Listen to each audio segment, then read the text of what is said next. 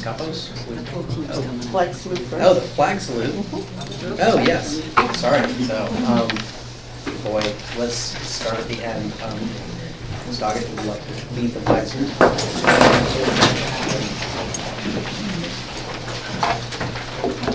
I pledge allegiance to the flag of the United States of America and to the republic for which it stands, one nation, under God, indivisible, with liberty and justice for all.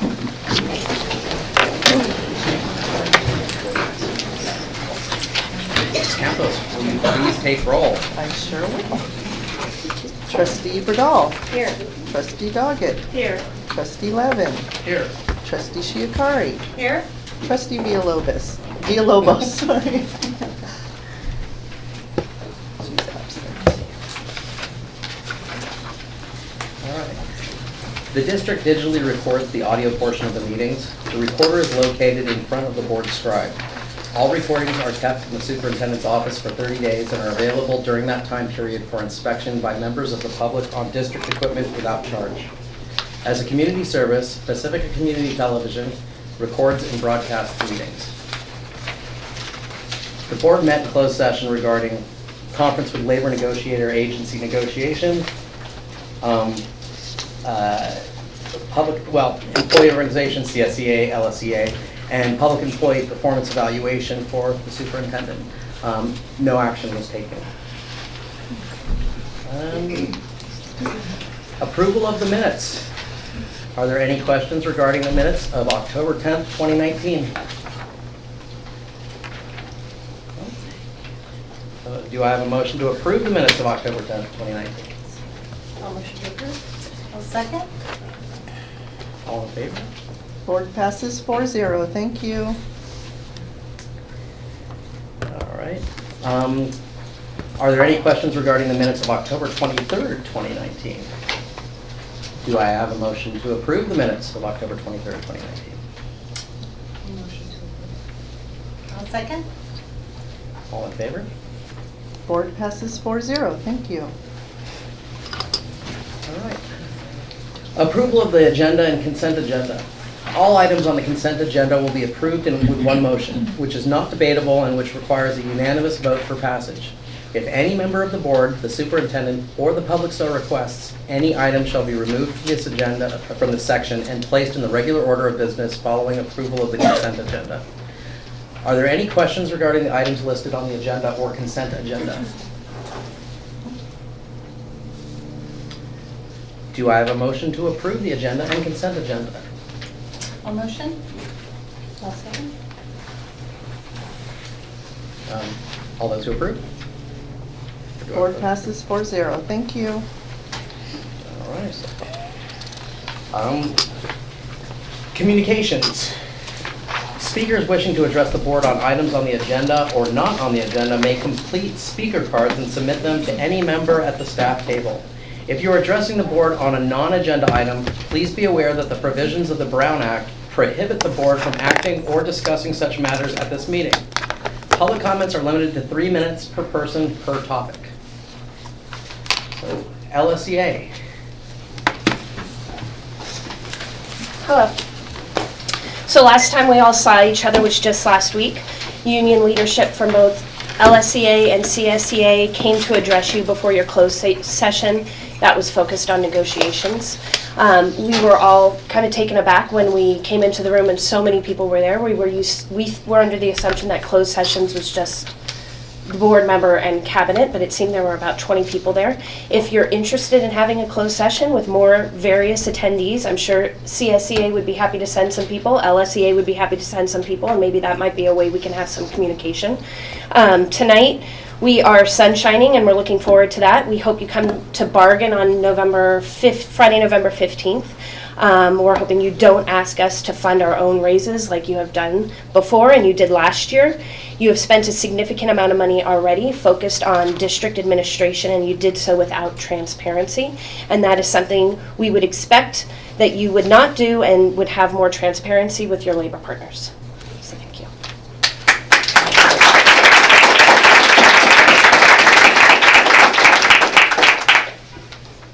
Thank you. CSEA. Nothing right now. No? Okay, people wishing to address the board, and I have quite a few slips here. So the first is Gwendolyn Holden.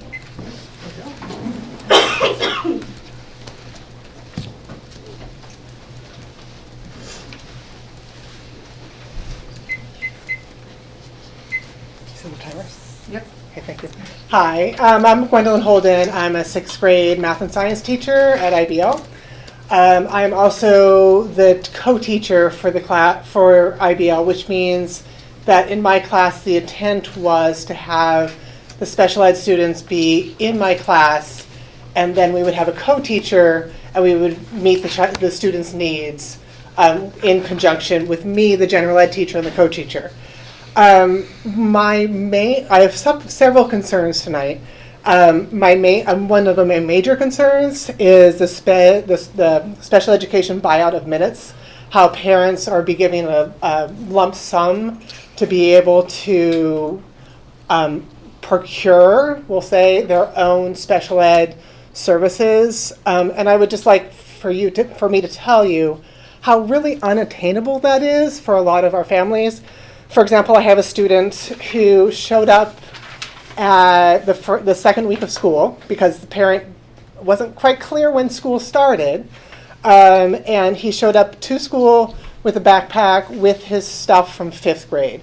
So the issue is, how are we going to expect this family to support this child's needs?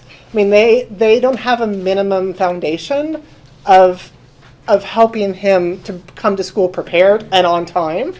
And so, I mean, it's our job to, that's what we do, right? We meet these students' needs, and by giving them just a buyout, giving them a letter that's saying they're going to have this opportunity isn't working for a lot of the families that I work with. I have another student from 2 years ago that the family didn't speak English. So how is this family going to be able to procure these services without the ability to speak English? Like, I have a child who also needs additional support. And, you know, as an English language speaker and a person who's well connected in the community, I can barely find support for my own child. And how we're expecting these parents to find this is, to me, just completely unfathomable. And I feel like if we were in a district, if I wanted to work with a place with like wealthy people that could find needs, could find support for their students, this is not the place. I'd be working someplace else, right? Of like the wealthy, oh, let's make sure our students' needs are met. But this, I mean, I love this place. This is why I'm here, is to help make the students, help them to be better off. So the people that are economically disadvantaged, the people that don't speak English, they are significantly impacted by this decision. So that's one side. And then in my other side, can I have just a couple more minutes? How does that work? It's up to the board. How many people do we Like have? 2 more I'm minutes, happy, maybe. please go on. Or I'm happy. Can you reset the timer for 2 minutes, maybe, so then I don't go over, because I'm totally respectful. Like, how much time? Go ahead. I'm fine with it. Okay, I'm just going to go, But if- but please hurry. it's going to be brief. Please hurry. So my other issue is, so the district HR is saying they've done all they can to fulfill this position, and I have serious disagreements about that. And I haven't looked in the past couple weeks, but when I looked at the beginning of October, the job for my co-teacher has not been reposted since August like 9th-ish. So for me as a teacher, when I'm looking for a job, like, that's an old job. That's a stale job. Like, who's going to want a job that has not been posted? Like, people have already done that. Like, it's like a house on the market for 300 days. I don't think that job is looking attractive to EdJoin. So that could be updated. The other one that I have friends at San Francisco State in the education department, there's not a job posting on their site for San Francisco State. So they were contacted at in the middle of June, sometime in June. Okay. 2, and super quick. And in the middle of June to have a job posting, but that job posting was never followed through. So there's no posting at San Francisco State, and I think that would be a great resource to fulfill this position that's open. So, and I don't think that's been done. Thank you. That's all.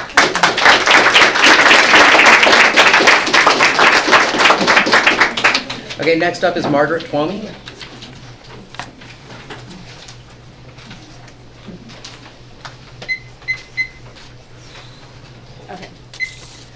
I'm not one who normally comes before the board and before actually adults and speaks very much. So I'm at the frustration level right now that is like way over me. So I'm a teacher at IBL. I have a 6th grade classroom which was set up with the co-teaching framework in mind. In my co-teaching class, I have 25 students that I need to also do reading assessments for, and they're called Fontes and Pinnell assessments. And these are tools that the district uses to assess reading comprehension and fluency. There are 25 students who have not met or nearly met on the SBAC test. Therefore, I need to test them. I looked at last year's F&Ps, and all I have are for the fall scores. I don't have any winter scores. I don't have any spring scores. This is a full year. So I have to assess all those students. What happened to those scores in Data Zone? Due to this, I have to assess their decoding first to find out an approximate level where they are. So keep in mind, these students are supposed to have a co-teaching person with them. And a lot of times, these students, their decoding is much different than their comprehension. So they can decode high levels, but when I comprehend, the comprehension level is really low.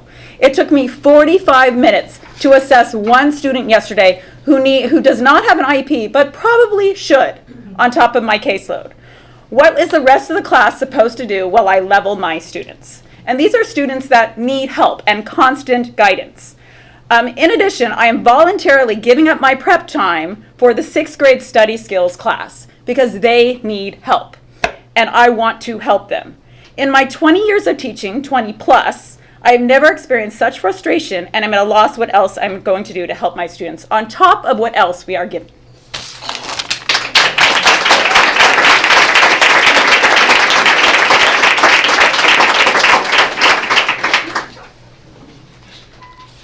Next we have is Natalie Abinante.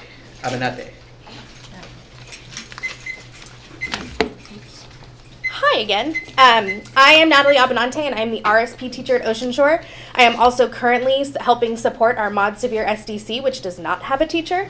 And in addition to all of this, I am also going to get my master's, which, because, why not do everything at once? But one of the books that I had to read this semester was called the Leadership Challenge Workbook, and I would suggest that you all read it. It is a very good workbook, and it is great for discussing why you're really doing things and why you're really working for things. One thing stood out. So in this book, they talk about multiple things that people have done, good leaders. So I'm just going to read you a quote from the book. When the incoming commander of a U.S. Navy ship took over, morale was terrible and performance was the worst in the service. He knew he had to do something immediately to turn the situation around. He decided that he would spend 1 hour with each of the 310 sailors just talking about them and their needs. In the process of listening and paying attention, he not only built rapport and understanding, but he also gathered ideas about how to improve the ship that, when implemented, saved the Navy millions of dollars. We're asking to meet. You don't need to meet with every one of your employees individually. We'd be happy to meet us in a group with 1 or 2 of you because we know that's what you have to do. All you have to do is reach out.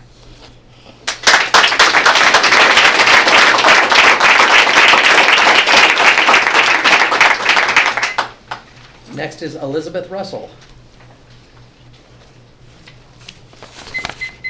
So I'm not a teacher, but I am a parent of a special needs child. I also have been co-treasurer at Cabrillo School for 6 years, and I have seen the changes in what the district has done to our school.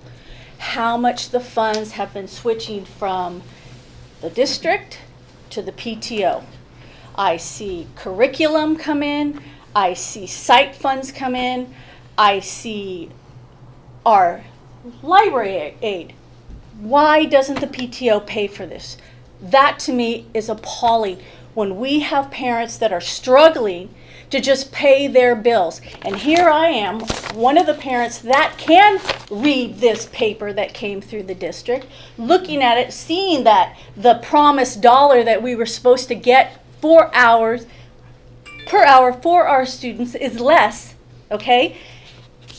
There's so many things that I was going to read off my list of what I see in the role models that you guys, I'm looking at this mission statement saying, the children we cherish. I do not see that. I do not see that here. I see that in every one of these parents and teachers that are here tonight. Teachers play a pivoted role in the student's success. More important, how teachers instruct and interact with students is the cornerstone around an effective school that we are trying to build. I'm just, students that have struggles need this even more so. And it is a travesty. It is heartbreaking to me. It is the loss of 5 special resource teachers in 1 year. That, to me, puts every alarm off in my head. Why? Why? When I read articles from, and I'll give you this article, from the Wings Institute on why transition happens. And it is to do financially. It is to do with respect that these teachers are not getting. So what do? They go elsewhere. They go where they can find it. We are not showing them that. Is that my 3 minutes? Dang it!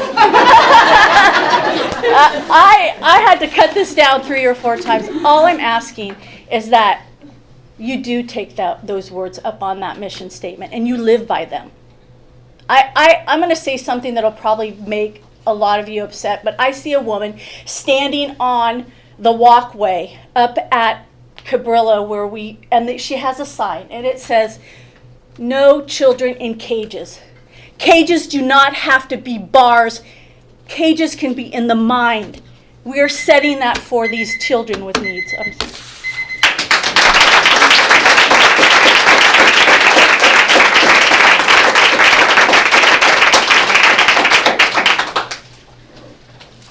Next is Nancy Rickson.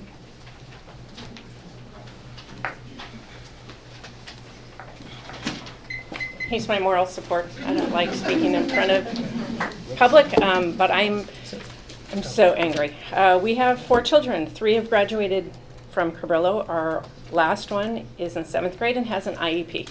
He is allowed 235 minutes a week of help. He is supposed to be able to go to the RSP room to take his tests. He's not getting, obviously he's not getting the help. The decision to add a 4th kindergarten class to Cabrillo has a huge impact. One of the impacts, what you're doing to the teachers and who's going to teach the next one next year is mind-boggling. But you gave the RSP room to Mark Umbehagen for music because there was no other room. So my son, who has tests scheduled often on Thursday, has nowhere to go to take his tests. He has accommodations. He's allowed for his testing. He can't use them. He won't use them in front of the other kids because he gets laughed at. He gets teased.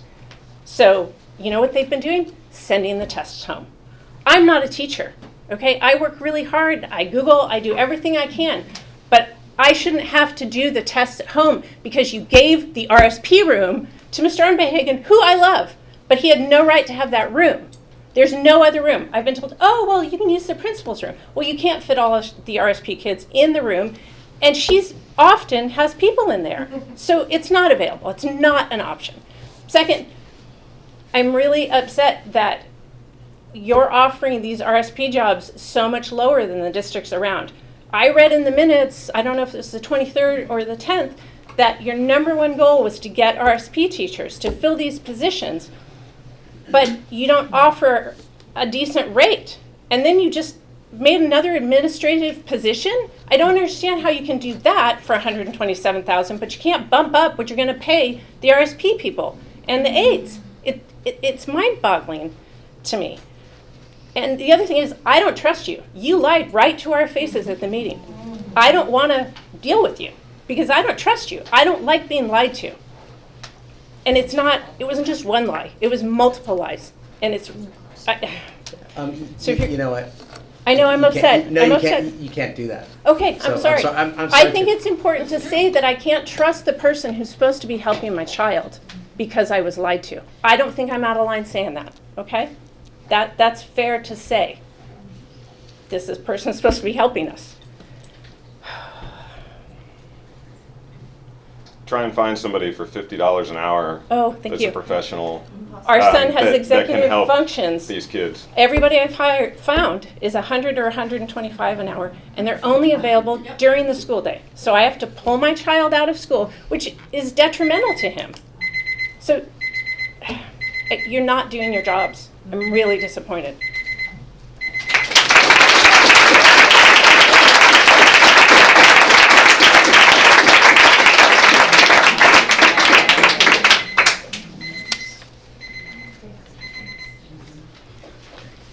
So the last one that I have is Bridget Grillo, or Grillo.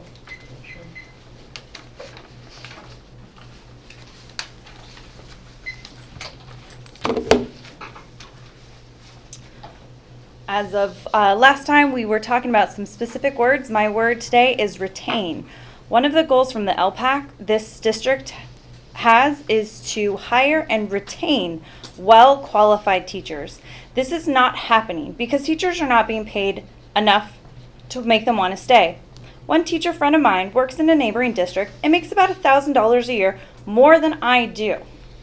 This teacher has the same qualifications and same education as I do.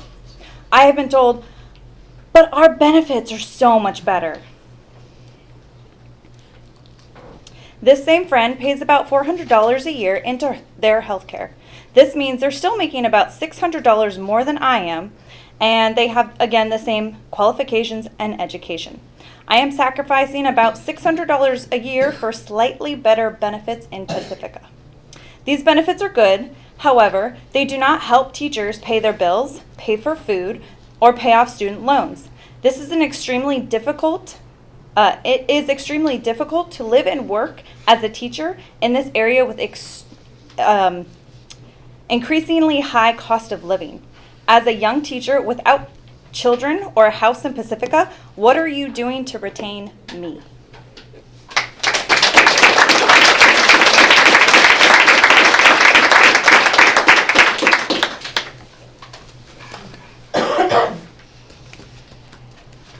That's it.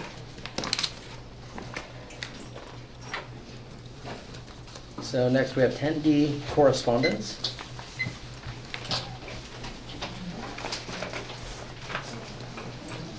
Who would like to start? Heather, Oh, Heather. No? Oh, is it always, it's always you? Sorry. Communications. Oh. Oh, yeah, gotcha. I was thinking communications. Sorry. Sure.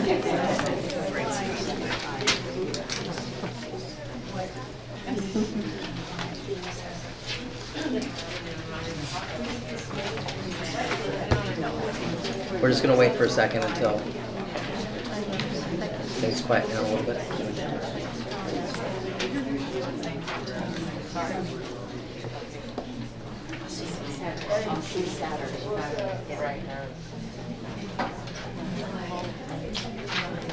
Okay, we're going to start up again. Board Superintendent Communications. Sure. Actually, I'll start with today. I was at Sunset Ridge for their staff meeting where they went grade by grade level. They had already processed their personal narrative writing by grade level, and they shared out and looked at their strengths. They were extremely hard on themselves, but what they saw was 5th grade was feeling very confident in students being able to get the idea of what a small moment of writing is. The grade levels prior to were frustrated with kids not getting that, but it was really, you could see the tracks of the teaching that had happened the many years and the contributions of all of the teachers along the road. So that was my highlight of my week so far. Anyone else? It's been an intense month. We have met every week for October. It's been interesting. Can't talk about a lot of the stuff we've done, but on me personally, week before last, I went to a screening of Hair Love, which is an animated short. It's playing before Angry Birds, and it was it was a screening with the director and one of the animators, and the associate director of education for SF Film was there.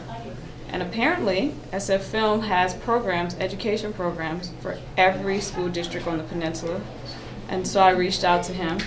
And so I'm now on their email list, and I was hoping to be able to get some films shown here in the district. So they'll come to the schools, and they also offer programs for field trips. And they bring out directors and, you know, people who work in the film industry. So I started that relationship, and hopefully we'll have something going on for Pacifica very soon. But I do need some suggestions on what would work best for the district. Because I figure coming out would be great, but, you know, they have films every month, and they bring them to the schools. So I think that would be great. It's a great connection. Yeah. Thanks. Okay.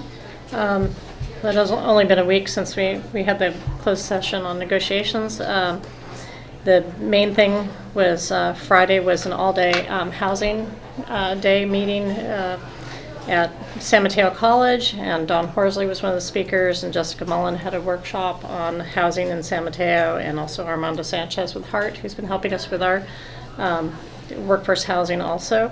So they had the main talk and then broke out into sessions in the morning and sessions in the afternoon. And it was very well attended, actually standing room only at that point. So this is like the 4th or 5th year that I've attended that.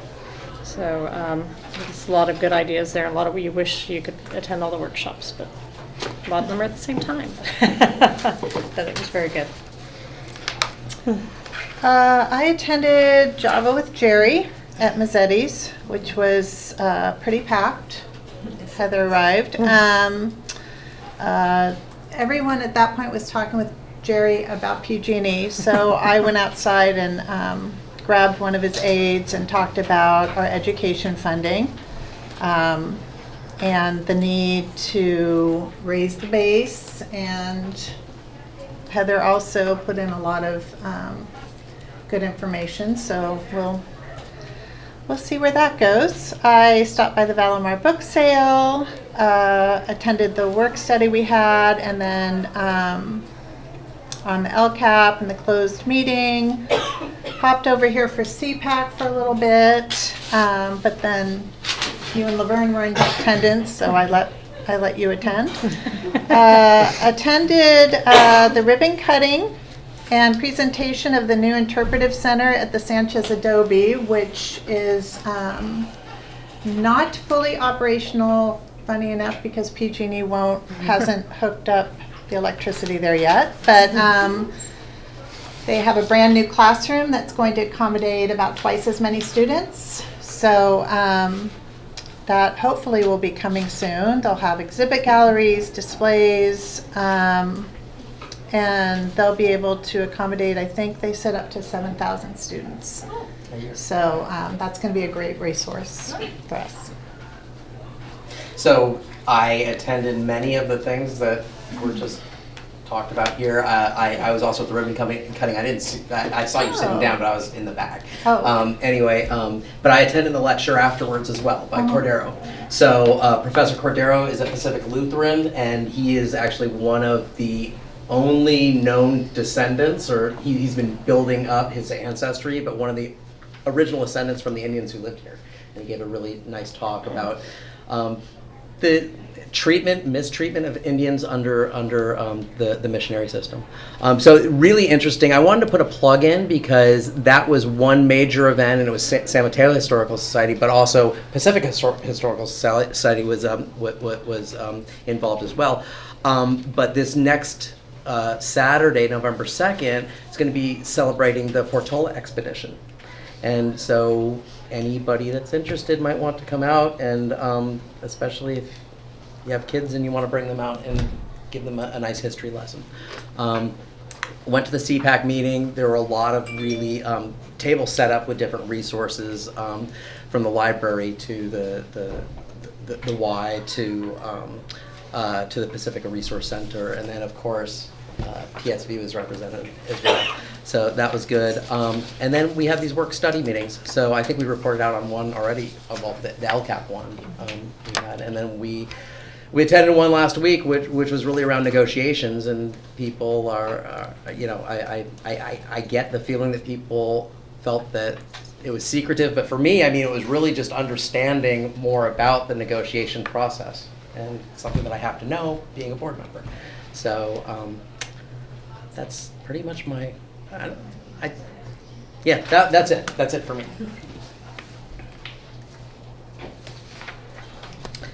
Next, presentations. So Patrick Sayers from Pacifica School Volunteers is going to give us a nice presentation. Well, Patrick is walking his way back to the podium. As you know, Pacifica School Volunteers is a key partner with the Pacifica School District at each of the schools I go to. The teachers speak very highly of the volunteers at the spring recognition event. The relationships between some of the volunteers and the students are just key, and so we're delighted when Patrick asked could he present in front of the board, and so Mr. Sayers, take it away. I want to make sure that my alarm goes off before yours does. You don't have an alarm, Patrick. I've been the executive director at the Pacifica School Volunteers for almost 3 years now, and when I started started my term there, I was very proud to be able to be brought on to an organization that is really believes in the power of the volunteer, and to be able to not only bring volunteers together but to focus on the important part of education, and that was student success. And I want to kind of give you a story because sometimes the word student success is it doesn't come in context, but in this story it did. The first couple of weeks that I was working at PSV, we had a request from a foundation to take a tour of one of the schools that we provide volunteers at. And so I chose Sunset Ridge. And when we were doing the tour with the foundation managers, the important thing is that what are you doing to be able to support our contributions, our funding? And so we came to a kind of a social area at Sunset Ridge, and one of our volunteers was sitting at a table with five first graders. And as soon as we came up to the table, one of the first graders left the table, and they had a book in their hand. And they just happened to come up to me and they said, "Here, this book is for you." And so I looked at it, and this student had put all the animals and all the first letters of the alphabet together in one book. And he goes, "Here, I wrote this book." And I looked through it and I said, "Wow, you found an animal for every letter in the alphabet." And he goes, "Yeah, and tomorrow I'm going to write another book." And I understood right then the importance of volunteers, that they're an additional resource for our school district. It's an additional dedication that people make towards student success. And we've been having this relationship with the Pacifica School District for 22 years. It's been a long time, it's been a great tradition, and we've had an impact on student success. And we're there to help teachers, we're there to help schools, and they're there to help administrators. And we are looking for student success. We're looking for being a part of a community that's an important. And we totally know and can see every day the dedication that the district is making to the students. And as a volunteer, you have that special opportunity to be able to work in classrooms with teachers to support them in what they're trying to achieve. So we're still dedicated, and we work every day to provide more volunteers in the classrooms to help teachers, to help schools, to help the district in their success with students. And so I'm very happy and very proud to be a part of Pacifica School Volunteers And I also wanted to thank the district because they've been with us too. And they have believed in us and supported us, and in many ways continues to look forward to us working with them. And that's why we, again, look forward to the future and having to face whatever issues teachers and students face in their education. So the history of PSV, we started in 1997, and there were two people, Gail Benton Shoemaker and Claire Harrison, who started Pacifica School Volunteers as a nonprofit organization. Patrick? Yes. I have to do it through a PDF, so just tell me when to slide to the next slide, because that won't work. Oh, it's not going to work? Yes. Okay. It's not your technical difficulty, it's mine. Okay. So this is the first slide, just tap or something, tell me when you want to slide. Okay. Let me get my, so the goals, you can move to the next slide. That's our tagline, and it's something that we kind of use on all our materials. Let me just kind of get caught up here too.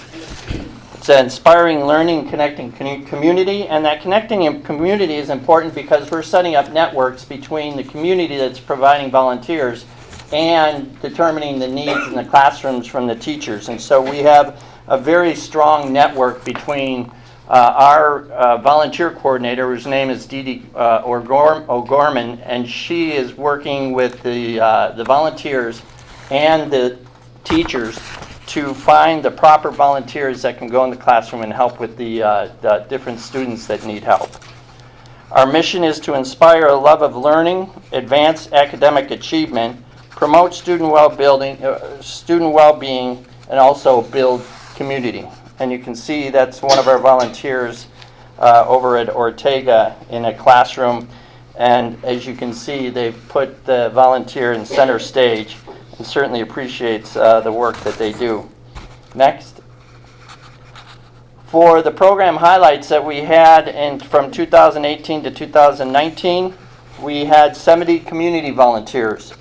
And they served 58 classrooms in the last year, or in the previous year.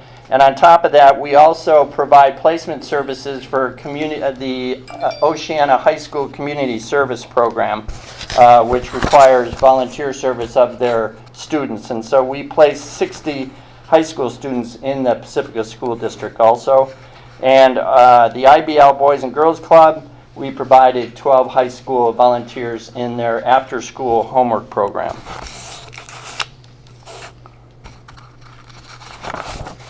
We like to point out some of the success stories. It gives you an idea of some of the things that the volunteers are working. And of course, you can see in the photo, that's kind of a typical setting for a volunteer and a student. And we have a lot of emphasis on literacy and developing literacy skills in our students. The story is here that Christy is a true blessing and that she found improvement in memorization and basic facts and problem solving. And so that's something that she gained from her volunteer. I love the children. I love math and being able to help the kids with math. Maureen has done a tremendous job working with one of my language learners. And by the way, in the past year, we have had an additional request from teachers for multilingual volunteers to help with students who are just learning English. And we've had a big request for that. And in addition, we've also had a request for math and science volunteers.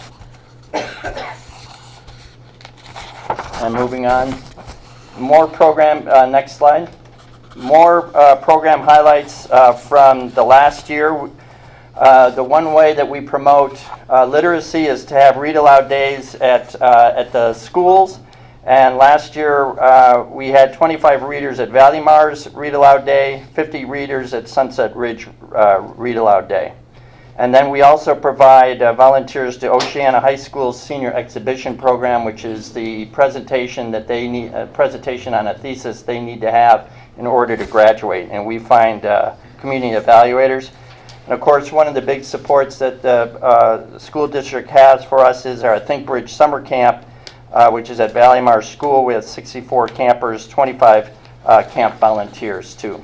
And we also just wanted to recognize and appreciate the support that the district has given us to promote creative thinking and bridging creativity and thinking. That's how they got the name of Think Bridge Camp. You can go to the next slide beyond that one.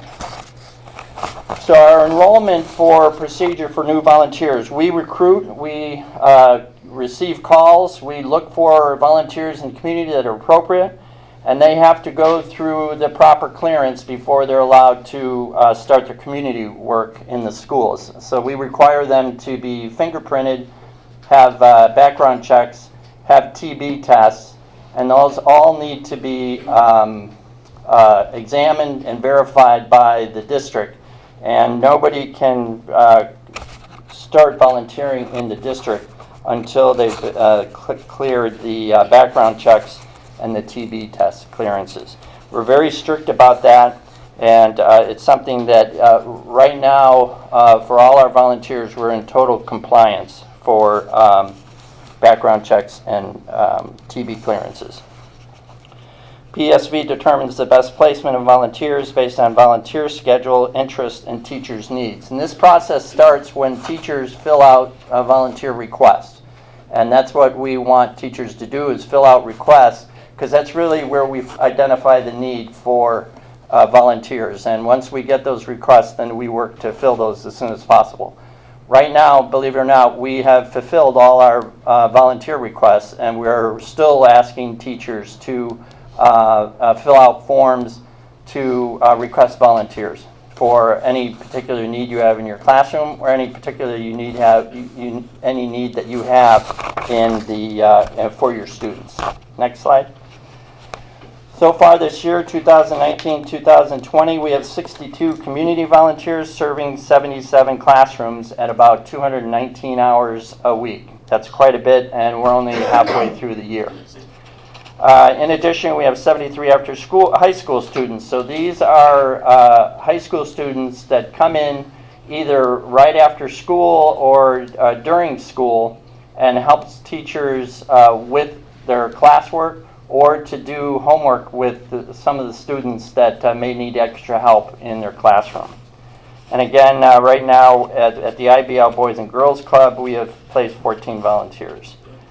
We've had two new requests for Read Aloud Days, and so we're proud to say that we're going to be able to give Ortega and also LMAC schools a Read Aloud Day, promoting literacy and community support of our organization.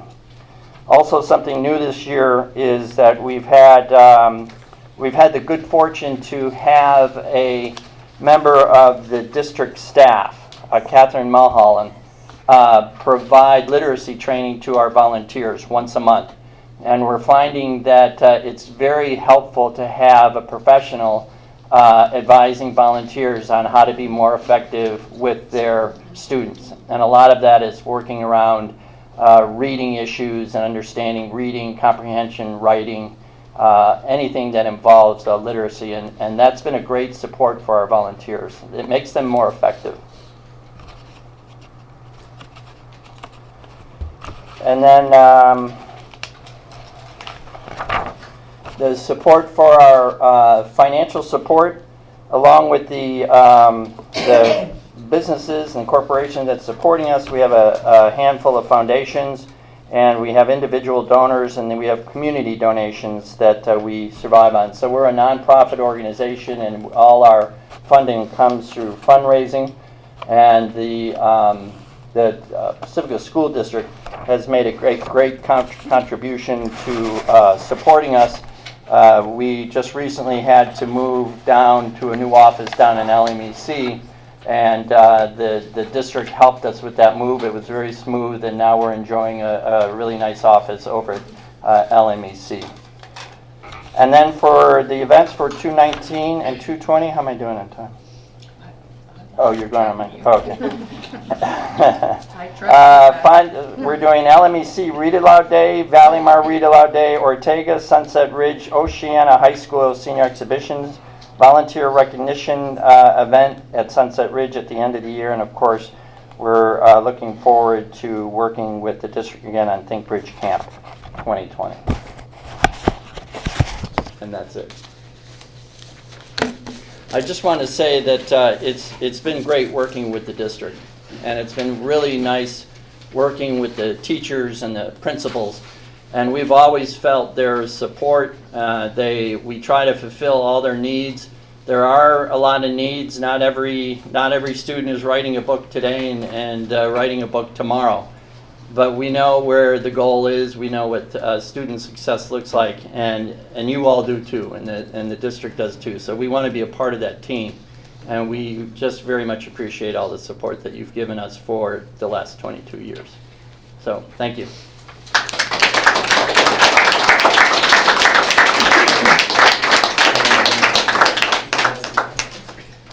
Questions? Not to put you on the spot, any? No questions. Thank you, Patrick. Okay, yes, For all your efforts. Thank you very much. So, just one question. I mean, I think I heard you say that you got all of your volunteer slot, current volunteers filled right now, used Yeah. up, but you're accepting new requests all Right, the time, we right? want to encourage teachers that if they have needs in the classroom, whether it's just supporting the management of their classrooms or to work one-on-one with students. We look for math volunteers, we look for science volunteers, we look for bilingual volunteers, and yeah, we work really hard to get those requests filled. Okay. Is there is there an easy way for teachers to get it? Well, Like, is there a hotline, like a request hotline? All the teachers we visited all the staff meetings, and then also we communicate with teachers and principals just to let them know, and they all should have the volunteer request form that we send out, and they fill that out, and it outlines all their needs, and then that kind of gives us our assignment until we find something. Okay. Right now, as many of you might know, we are looking for a volunteer to help two Brazilian Portuguese speaking students. And you may have heard about these two students, but we found that, I didn't know, but I found that Portuguese and Brazilian Portuguese are two different things. And so they're looking for Brazilian Portuguese volunteers to help them, and they are limited English. Right. Okay. I might have a lead for you, actually. Oh, great. That would be good. Yeah. Thanks so much for everything. Okay. Yeah, thank you for the opportunity. All right. So, district business. District goals. The district values the goals provided in our local control accountability plan, LCAP, and strategic plan. All of our district board agenda items are tied to these goals. One or more goals are listed in the description of each board agenda item. The details for each of those district goals can be accessed on our agenda online public page or by visiting the district website, www.pacificasd.org, under District Information, Board of Trustees. Item 12A, Educational Support Services Update. Mr. Lucy. All right, so this is an update of the educational support services.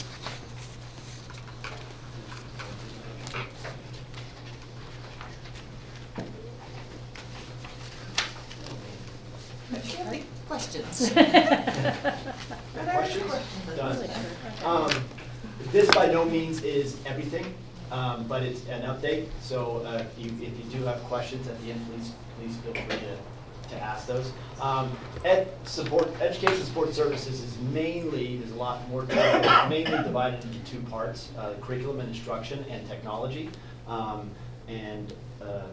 We'll start with curriculum instruction. So as far as professional development within curriculum instruction, there's a number of things that are listed there, but the things that I want to highlight is our Teachers College Reading and Writing Project. We've been providing district-wide training, and also new teacher lab sites at various sites have been happening.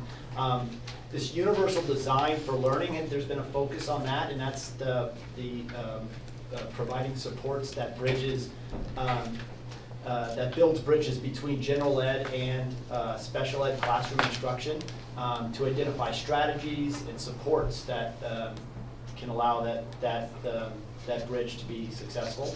And then the other area was we started a new phonics program that is directly out of Teachers College. And we are in the early implementing part of that, and those teachers have been, that have chosen to be early adopters of that, have been, will eventually be ones that will support more of a full implementation for kindergarten and in first. So that's something new that's been happening this year.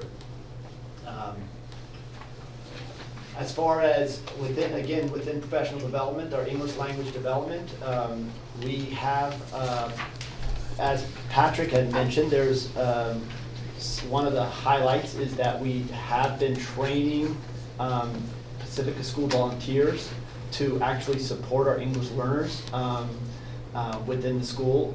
And as he had stated, Catherine has been going out and doing monthly trainings along with that and also supporting that. But we've also done some trainings and coaching around the TCRWP, the Teachers College Reading and Writing project, the ELD portion of that. And then for our history and social science, we have adopted that TCI History Alive, and we've been providing kind of ongoing rolling training for that, so that that it's been out there already, but we're trying to provide training around that. And then in mathematics, our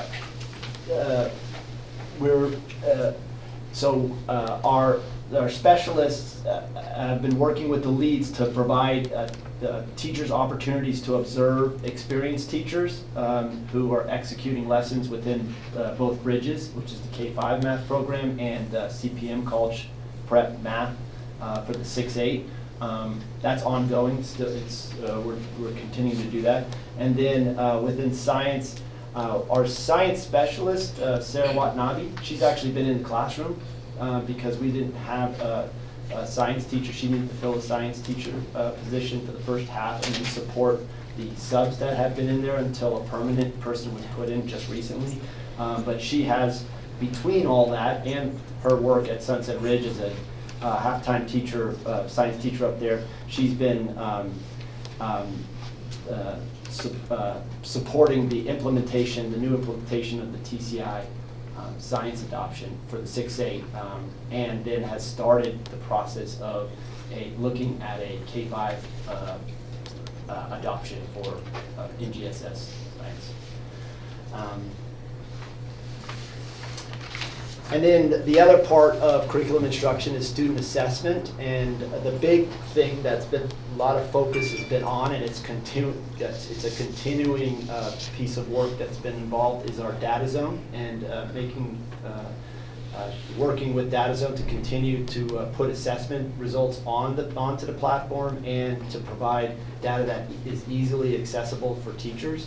We're also working with data zone to provide custom professional development. Our upcoming November 1st professional development day, 2 schools will be receiving about a half day of data zone support that is kind of customized to their immediate needs. There's general needs, but they are trying to customize it for their specific needs.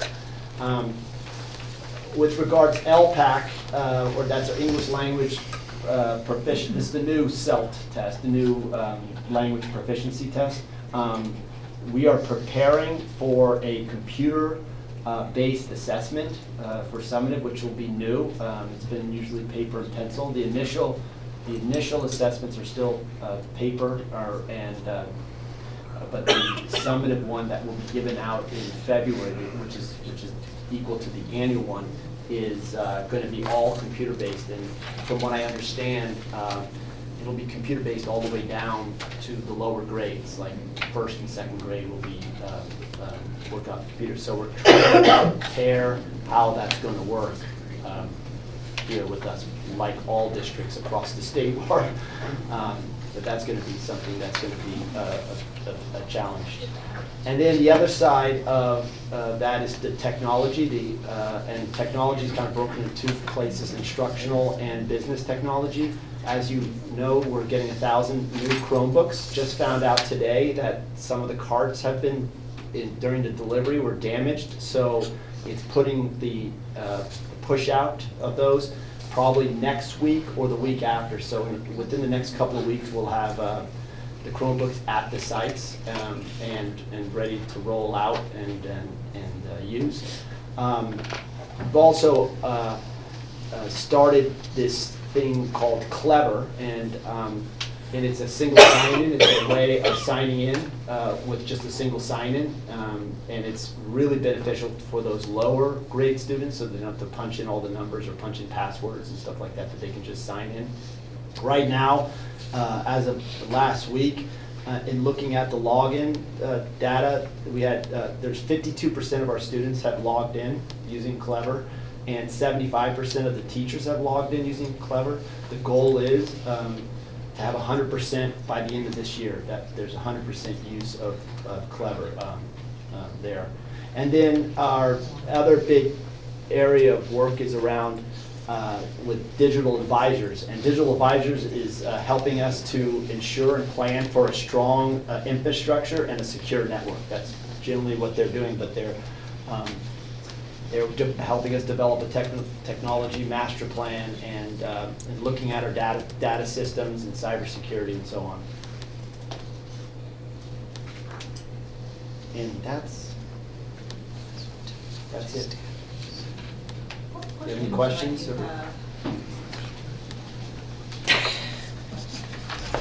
Can you explain Clever a little more thoroughly? Is this replacing something else we were using?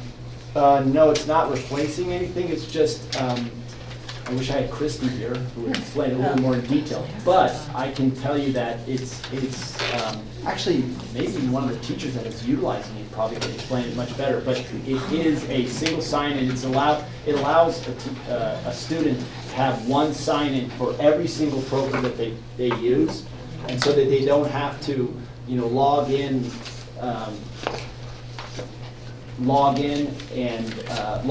with different passwords or different numbers to get on. And it also is a way of monitoring what usage, the usage amount for each of the programs and softwares that they're utilizing. There's another. That's generally what Clever is. So your helper from the audience is that it's a badge, right? Right. Yes. So lower grades can just scan a badge instead of entering anything. And just to let you know, I have a second grader who came home and told me about it. Said, we got Clever and it's district-wide and it's so easy. So it's, I don't know, that's an N of one. But yeah. Thank you. It is. I mean, the main reason is that it's just a single sign-in, easy way to sign in. You don't have to.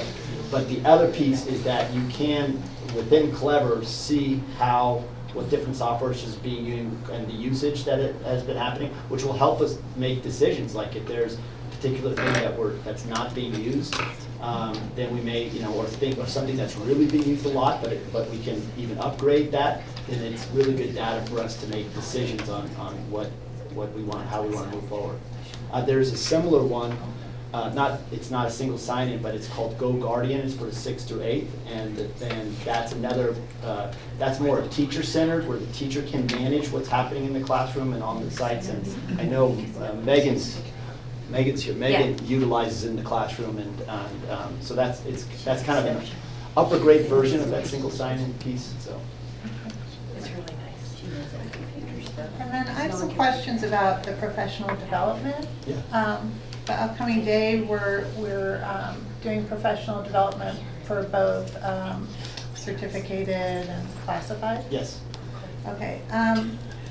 Just in general, who is involved in organizing our professional development days? Do we take input from? There's a lot of people involved in it.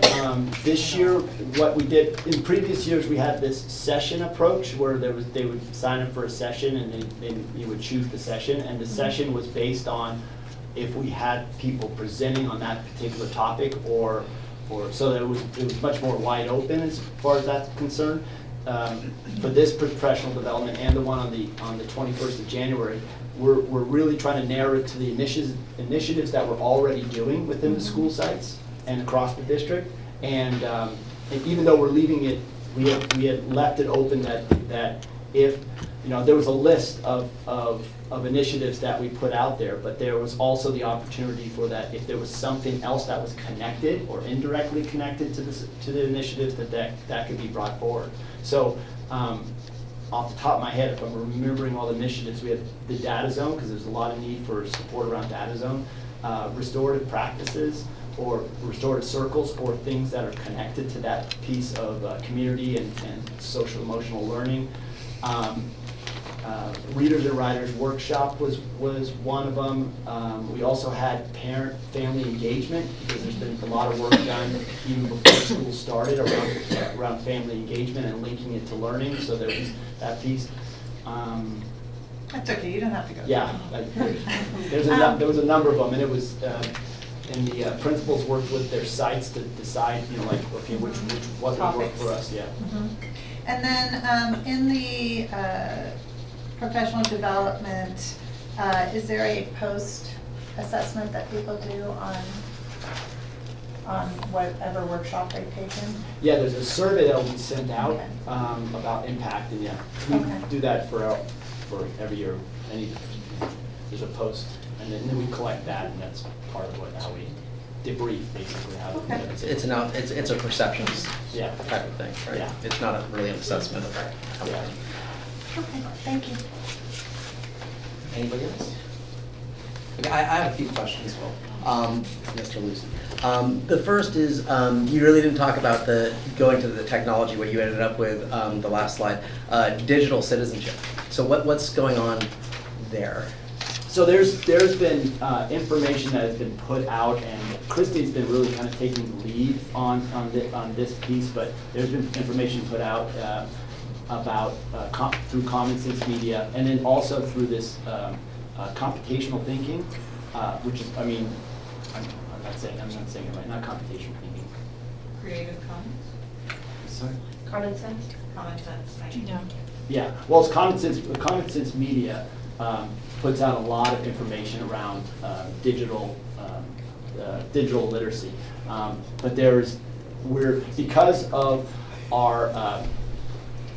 because there's more and more technology that's coming in and it's changing constantly, we're trying to bring the level of understanding and the level of literacy down to the teacher and to the student level. So I know that Christy has gone out and done lessons within classrooms around this idea of technological literacy. And so those were the pieces that she's supported those areas. Okay. I'm just kind of interested, because it can mean a lot of different things. Citizenship, it could mean literacy, it could mean critical thinking. We just had Zuckerberg presenting to Congress, right, or testifying before Congress about, he wants to sort of preserve free speech, and there's a big argument there, which sort of involves the degree to which our kids are going to have to think very critically. In other words, if Zuckerberg's going to post anything up there in the name of free speech, they have to be able to separate out the wheat from the chaff. So I'm just wondering if it touched on that. The other thing that I wanted to ask you about, under the curriculum and instruction, one of the things was the coaching of general ed teachers to integrate the tailoring their teaching to special education students in their courses, so students with IEPs. So what's going on with that? So through our humanities specialists, they have been working with through use of the workshop, the Teachers, Readers, Writers Project workshop model. They've been working with teachers and staffs on this idea of creating this, being able for the general ed and the special ed teachers to work collectively together within the workshop model, to be able to have these students work in the classrooms where traditionally maybe they weren't. maybe they weren't not working within that model. So it's a lot of it is looking at the strategies that you use in workshop model and being able to accommodate or modify those strategies for the students that, the special ed students that would be mainstreamed or already are in the classroom, just to allow them to have access to that experience of workshop model. So there's been a lot of work around that, and more so because of limited personnel, not having any. Sure. Yeah. Yeah. Have you gotten or been able to analyze any of the feedback yet? Is it being perceived as effective?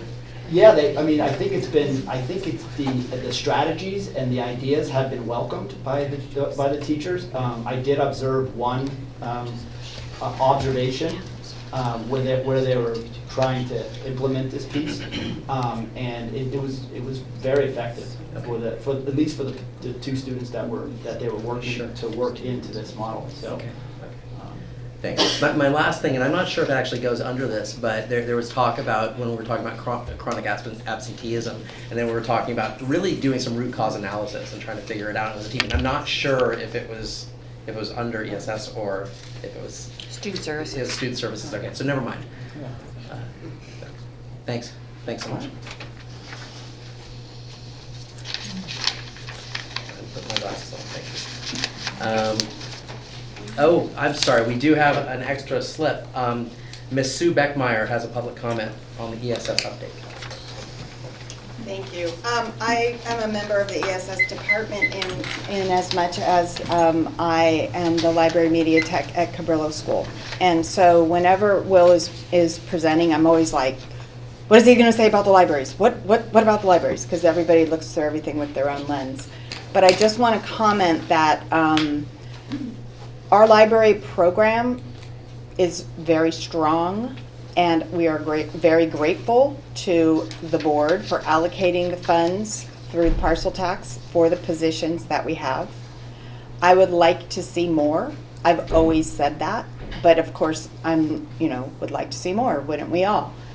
However, with the resources that we have available, we are now able to introduce electronic resources to our students through the largesse of the California State Library, which has provided us with electronic databases that this district could never afford. And to your point about critical thinking, within the ProQuest database suite, there are 2 levels of research for beginning researchers, and one focuses specifically on critical thinking and media literacy.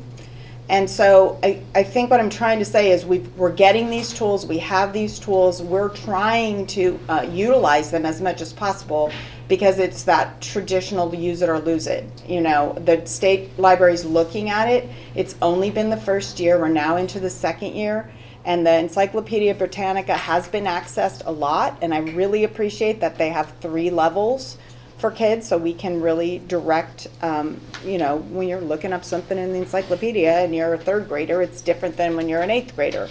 The 3rd one is called Teaching Books, and I gotta be honest with you, I haven't spent much time figuring out what that does for us, but I'm sure it does great things.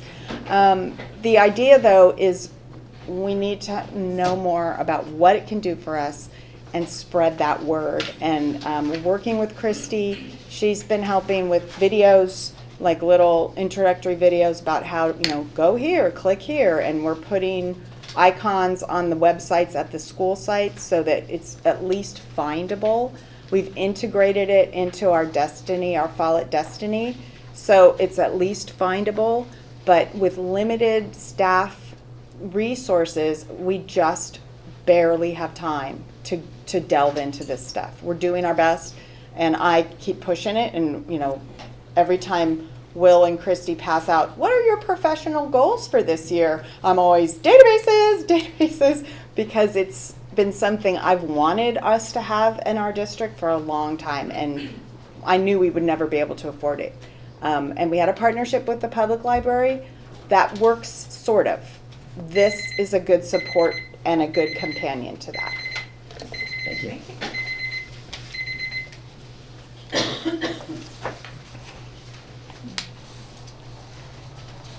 Okay. We're down to 12B, LCAP local indicator. Mr. Lucy. All right, so this is the now annual report of the local indicators that needs to be reported, not approved, but reported to the board so that you're aware. And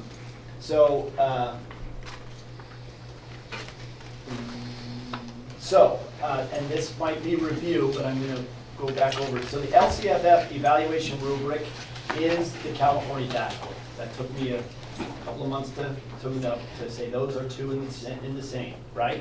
And there's 11 state and local indicators based off this priorities, and you can see them up there. Today's presentation is going to be around the local indicators, so we're not going to be talking with regards to the state indicators.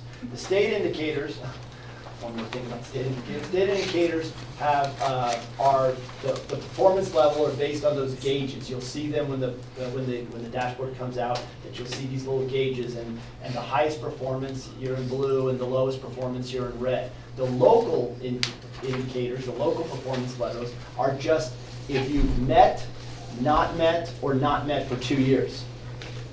And what met means is that the district is really only rated on whether we report the results or not. This is the strange thing, is that yes, we are looking at how we're progressing with the local indicators, but we, to the state, at this point, we're only measured by if we reported it or we didn't report it, right? So that's how the local indicators are suggested. By November 1st, which is this Friday, we need to self-report these indicators into the dashboard, report these to the state,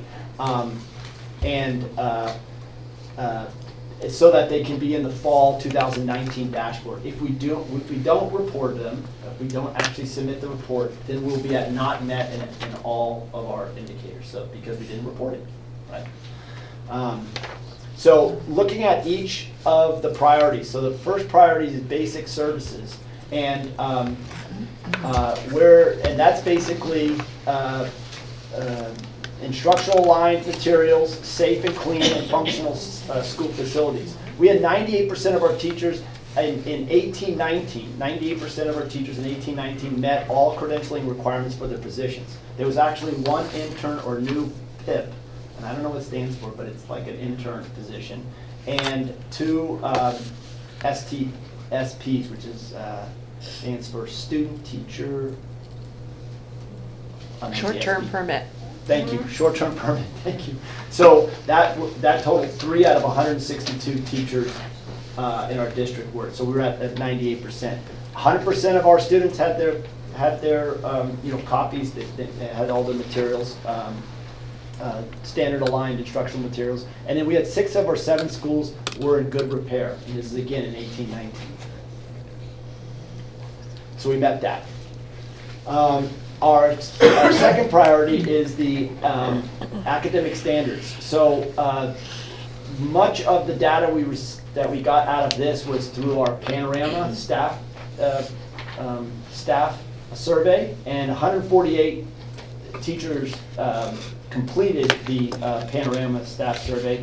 And to summarize, our English language arts, our English language development, and our mathematics program, the majority of the respondents were at full implementation stage.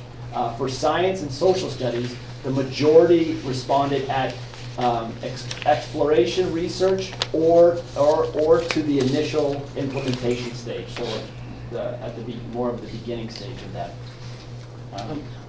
Yes? That's a little different from what your bullet says, right? Your bullet says beginning development or initial implementation. Yeah, I think that's a typo. Okay, so shifted over one to exploratory. Exploration, yeah. So they were within, I couldn't, when I looked at all of them from the Panorama survey, the large chunk of them were in all of those 3. And actually, science had more in the beginning development to initial implementation, while social science had more in the beginning development and implementation level, and the social science had them in all 3. So they had them in the. Can I just interrupt you one more time? You said 148 completed the survey. How many teachers do we have? 160. Just trying to get at a response rate. 162, but am I right on this?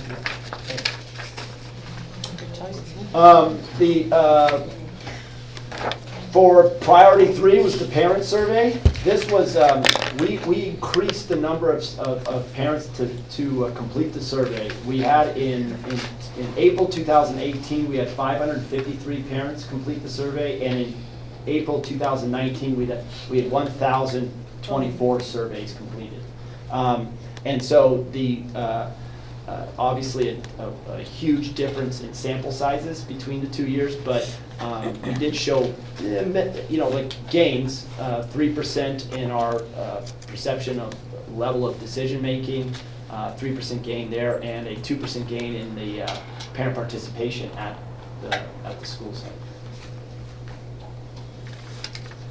And then in our student climate survey, which is through priority 6, we had, so the numbers are up there, and you have the 3rd through 5th and the 6th through 8th, because they do divide it into what they call elementary survey and secondary, even though I always think of secondary as high school, but it's secondary, and theirs is 6th through 8th. So that compares the September 2017 survey to the September 2018 survey. We are presently in the middle of student surveying for the 2009, so I don't have that updated information, so it's based off that.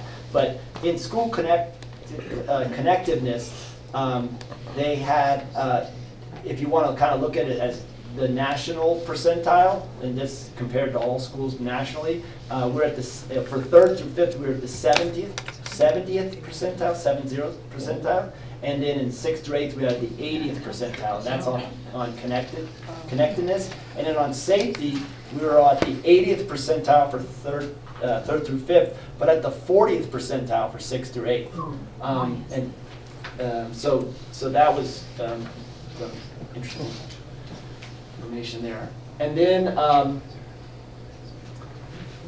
the priority 7 is access to broad course of study. The staff will be surveyed again. This is real dated information because the staff will be surveyed in late January, early February this year. But this is again based off our last year's data. That the findings were that all students have access to all content areas through enrollment, but barriers do exist outside the school and within the school that limit true access. That when we survey them in late January and February, that might change because this is pretty dated. This is last year's data, but we don't have the survey results for them yet. So, Will, just a quick question. I'm very interested in how are the specialists and the selected staff sampled? So for this particular survey, because this priority was an added piece right at the end, like right before the deadline, there was a sampling of various different teachers, like the different teachers from different like special ed teachers, general ed teachers, out of classroom teachers, and so there was just a small sampling. This upcoming January, all the teachers are going to be sampled for this. So you're going to sample everybody with certainty. It's going to go to everybody. Everybody's going to do it. Because then we'll be able to get it into the panorama survey so that those questions will be included along with the other materials related or curriculum related. Okay, thanks. That's it. What questions do you have? We won't look at you first. Besides, if we did not forward our information, besides getting a rating of not met, what else happens? Maybe you know. Nothing at this point, but from what I've been reading about the dashboard, because it's been on my mind, because there's been some changes, and they have expanded the narrative part of the local indicator, what you write. You have to write a narrative based on what you see. I think they're gonna eventually say, you're gonna have to have a metric or a measure that you're gonna report that measure. So right now, I think we need a couple of years so that you'll be able to actually be asked to do that. But I'm assuming that that's going to be the next step. I mean, they have a rating saying haven't met for 2 years. Yeah. And that's gotta mean something, that's. Yeah, what that's where does it the- mean? Yeah. The hammer can come down. I don't know, because they don't have any specific, it's all locally decided indicators, so it's not like there's any of this cascading state support that comes down like on the Right. state indicators, right? And you can't, and I think the reason why they're doing it this way, you can't calibrate it across districts, because you're deciding the tool to measure it. You're deciding, like, so it's just gotta fit within what the priority is and the indicator is. You just have to fit it within that. And those are statewide. School connectedness and safety for students, participation and decision-making for parents, those are statewide. Those are what they're asking for. But the measurement tool that you use, we're using panorama survey data. We're using percentage of positive responses. That's our metric. Right So now. I think the important thing to remember is that it wouldn't matter whether those numbers said 71 or 23. The met part comes to the fact that it's being presented to you and we're discussing it. Like that's. Yeah, so the thing is that because these are local, the onus is sort of on us to discuss its importance and how we want to interpret it. Correct. As opposed to some standard being set for us by the Right. state. The reason I'm asking is I find it annoying that the state is giving us a school accountability report card talking about basic services when they're not funding us for basic services. So it just really frustrates me that all of this work is happening and they're not giving us the money we need to actually support our services. So that's why I am just asking what would happen if we sent them a narrative saying, we're not reporting to you until you start funding us, or something similar. But maybe that's too out of the box.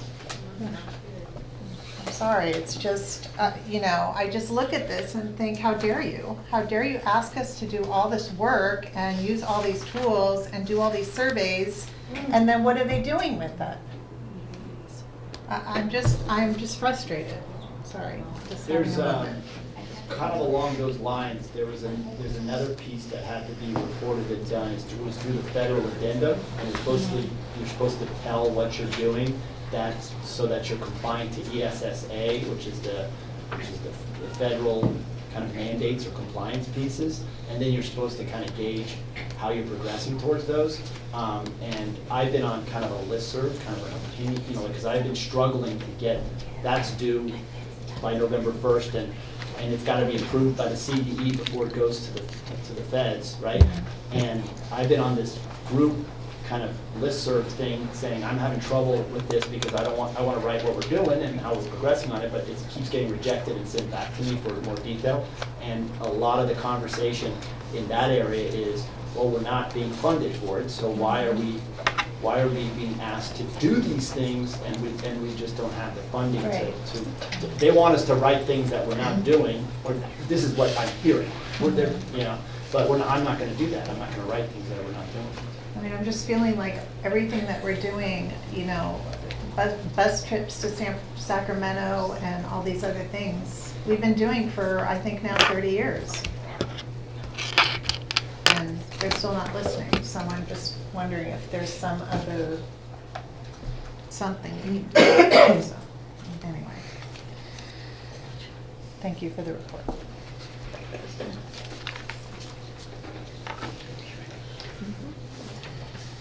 So I asked you this question several times, but I think that we might want to discuss when we're defining our local indicators. We might want to perhaps put in there a response rate condition, right? Sorry. A response rate condition, right? Just to make sure that we're holding ourselves accountable. I mean, for the teachers, it was great. It's like a 91% response rate. It was awesome, right? For the teachers, but for, we saw a hit on the parents, right? Yeah. That really dropped a lot, so, Or it went up. Went from oh, did it go up? It went from 500 to. Oh, it went to 9, I got it backwards, I'm sorry, I got it backwards, I thought. No, that was good news. I thought it halved, so that's why I was scared, I thought it went from 900 to like 5 and change or something. So I got it wrong, but it would just be good to report that, at very least. Maybe we don't want to put it as a condition in our indicators themselves, because we don't have a lot of control over that, we can only do the best that we can. But still, it would be good in anything that we report, to put that in the proper context. Yeah. Okay. No, I agree, and even Panorama says that the response rate is a big indicator of, that has to be part of the calculation. Sure. And that's the other thing on the Panorama was, it's a very strange result that the secondary students tend to feel safer than, because they were at the 80th percentile, right? Whereas our younger kids. No. Did I get backwards? It was backwards. Sorry, I got that backwards. It's backwards night for me.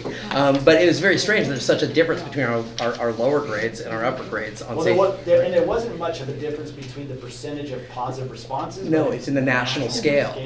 Right? Which is interesting. I'm asking them to see if they can do similar school districts, and that would be a kind of a better thing, and I know that that's what they want to do. They want to kind of say, okay, similar schools based off this, this, and this, and then you might get more accurate, In the presentation that they gave to the administrators and the counselors and school psychologists this week, they did say that overall across the nation that the feelings of school safety have gone down.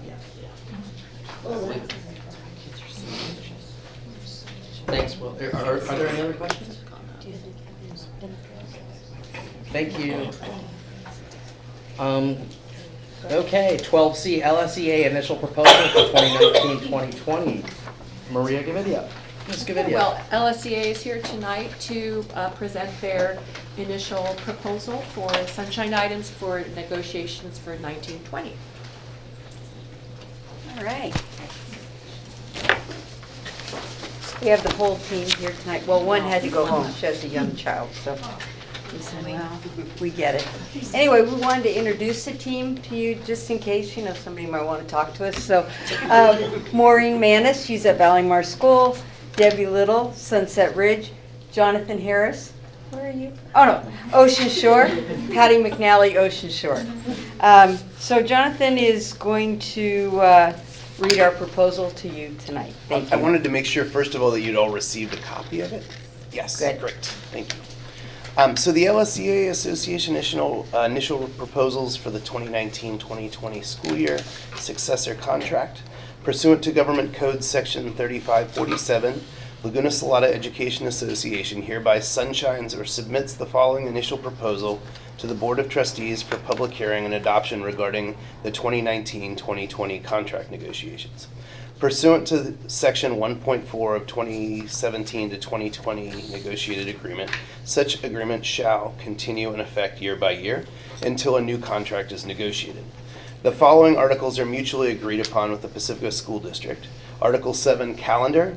LSEA has an interest in developing a calendar that meets the needs of our staff and community. Article 9, Compensation. LSEA has an interest that unit members are compensated with a cost of living raise that will attract and retain qualified teachers and compensate them for their time and efforts in the form of total compensation, which includes salary and benefits. This, we feel, will help the systematic teacher crisis in the district. The following articles are of interest to the Laguna Salada Education Association as per the above mutually agreed upon ones. Article 3, Association Rights. LSEA has an interest in discussing the use, contribution, and number of days to be used in the catastrophic leave bank. Article 12, Leaves. LSEA has an interest in discussing the conditions in extended leave days and usage. Article 11, Class Size. LSEA has an interest to discuss class size limits and combination classes. Article 25, Peer Assistance and Review. LSEA has an interest in discussing and adding the revised induction plan. Thank you. Any questions? Thank you all very much. All right, thank you. So our recommendation is that you adopt these items for the 1920 school year. Okay. So are there any questions on the approval of the plan that's been put forward? None?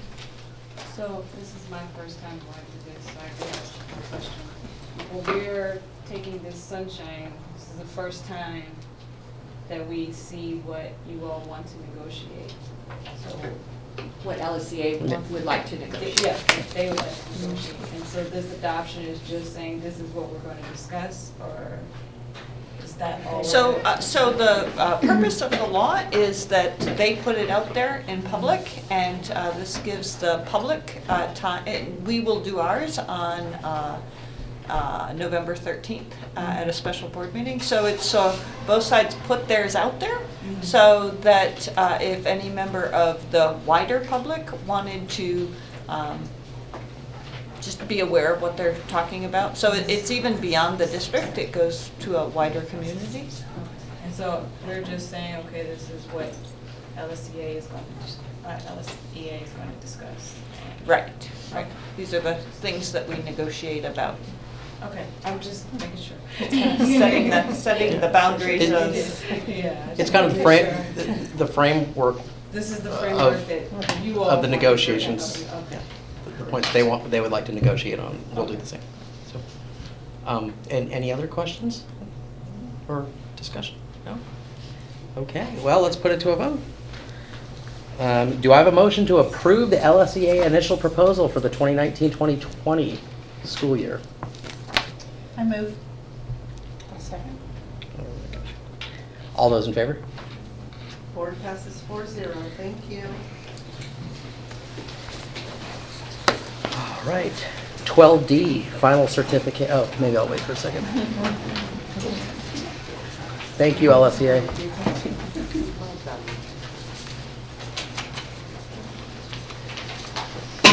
All right, item 12D, final certificated assignments, non-administrative. Ms. Gavidia. So this is our presentation to you of our final assignments for the school year as of today. I just want to explain briefly, the title's a little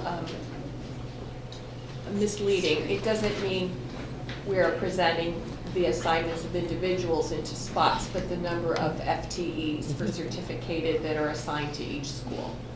So that's our final number as of now. I just noticed two minor errors I'd like to point out for you. One is down at the bottom under at Valleymar, there is a 0.5, not a 0.4 school psychologist assigned there. And the school counselor that we have there this year is not a contracted person. She's a direct hire. So those were two very small typo errors. The rest is yes.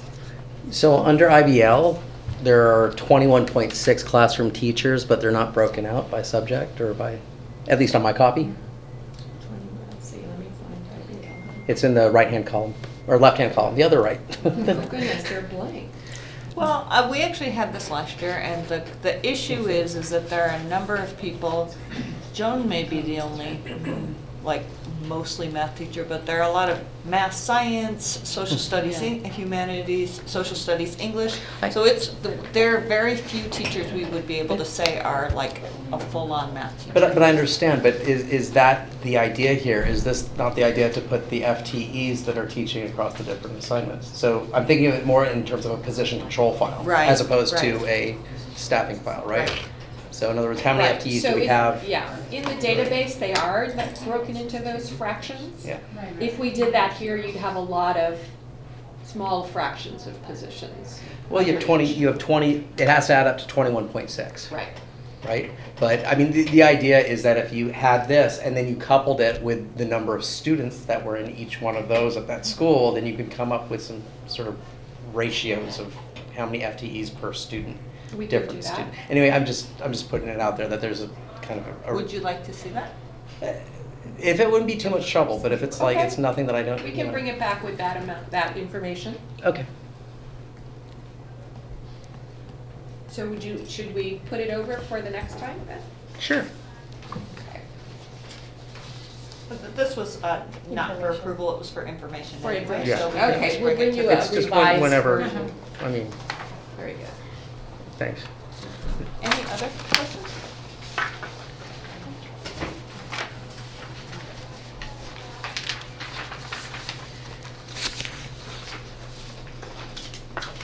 Okay.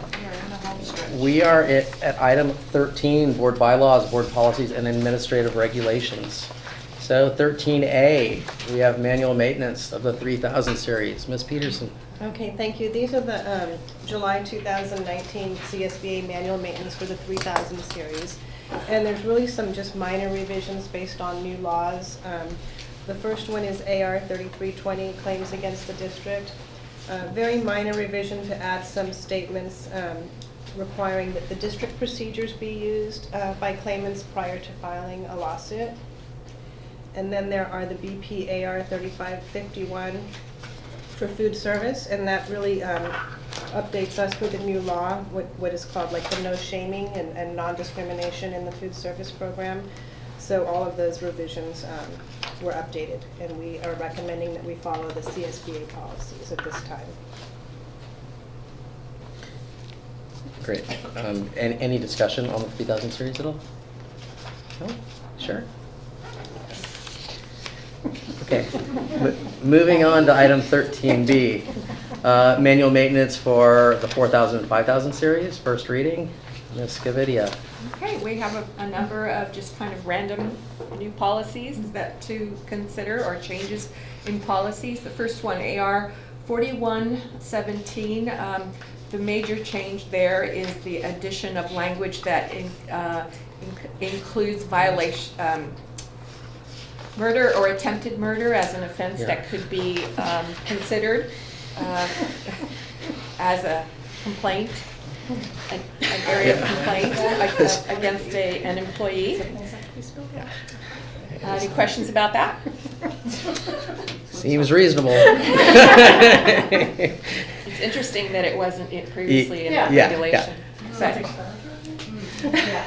Okay, the next one is board policy 4141 and et cetera, 242 and 43. If you remember at the beginning of the year, we talked a little bit about the child abuse reporter training, the mandated reporter training, and how there has been a shift to include a large section in that training for all of us that has to do with how to maintain appropriate adult-child interactions and what would be considered inappropriate interactions. And this board policy captures that for us and puts it into policy so that we, what we're training folks to do, we're able to back that up with our policies. So there's that one. That is, I believe, a new policy. The dismissal, suspension, and disciplinary action policy has to do with, gives us more direction on how to handle those actions, disciplinary actions with respect to classified employees. And then it's followed by the administrative regulations that go along with it. Any questions about that?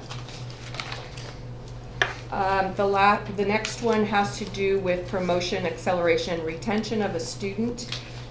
We added option 1 on the second page of that draft, which is we itemized more explicitly what we will use and what assessments we will use in order to identify that a student may need to be considered for retention, so that we can have some accountability and we have more than just one data point to use in making that very serious decision.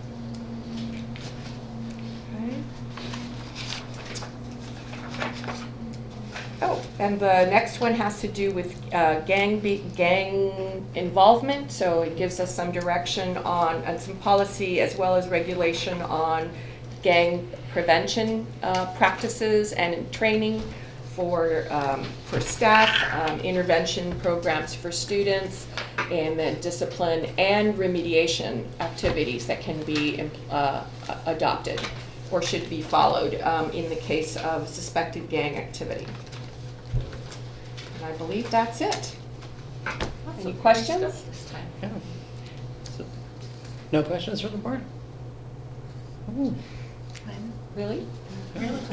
I swear I'm telling the truth. Okay. Well, thank you so much. Did you have something? Oh. No, I was just going to say, unless we get any questions from you within the meantime, we will take these all back and put on the consent agenda for our next meeting, which is on November 20th. Okay, great, thanks. Okay, we made it down to future agenda items, and we are only a half an hour late. So, future agenda items. Superintendent Olson. So the board work study is on November 13th, and that's when the principals will be here to present to you school plans for student achievement. We would like to sunshine, and you can't do that in a work study, so we need to do that in a special meeting. So if that's okay with you, we would schedule that from 6 to 7. It would happen here in the public forum, and then we would do the work study from 7 to 9. Would that be acceptable to you? Yes. On the 13th, Wednesday, November 13th. 6 to 7 and then 7 to 8.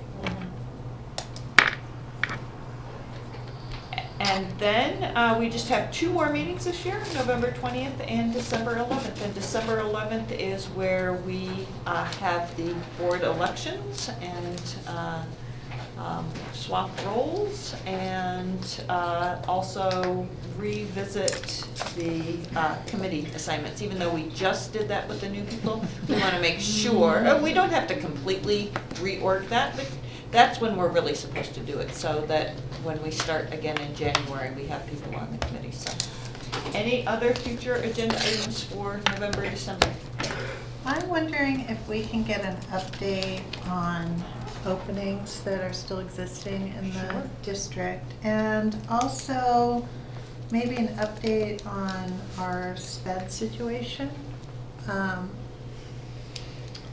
You know, what supports are happening, and maybe just to discuss the information we gave out to the parents on the payment, just to sort of have an open discussion about what this means, and maybe address some of the concerns that have been brought up, because honestly, I'm not sure that I understand all the ins and outs of the what ifs. Okay.